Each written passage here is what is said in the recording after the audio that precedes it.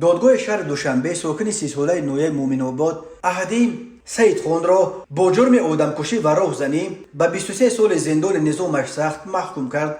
در این باره شام 3 مای سال 2023 در برنامه اخبار وزارت کارهای داخله خبر دادند. بنا به گزارش نشر شده سحنه 6 فوریه سال 2023 در کوچه قهار و پایتخت تاجیکستان در ساحل دریای دوشنبه جسد جوانی را با علامت‌های مرگ مجبوری پیدا کردند. معاین کرده شد که او سعیدوف بختیار سال تولدش 1993 ساکن نویه رودکی است. الکی بعد چند روز به کارمندان میلیس میسر شد که این جنایت سربسته را آشکار کرده شهروند عدی سعیدخان سال تولدش 1993 ساکن دهه سنگدره نویه مومن‌آباد با اتهام دست داشتن در این کشتار دستگیر کنند.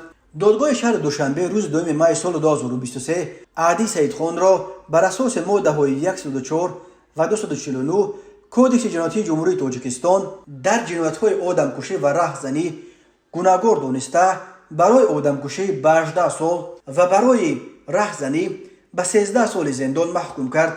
دادرس گفت حکم نهایی برای عدی سعیدخان به مهلت 23 سال با ادای جزا در محبس نظامش سخت تعیین کرده شد. تفصیلات دیگر این حادثه در گزارش شرح داده نشد، اما اتفاقا حکم زندان این ساکن مومن‌آباد برای قتل بختیار سعیدوف در روز اعلان شد که اگر عمر وفایش میکرد او به سن 30 میرسید. به حساب مقامات حفظ حقوق جنایت‌های سنگین به مثل آدمکشی در تاجیکستان در سالهای آخر متاسفانه رو به افزایش است.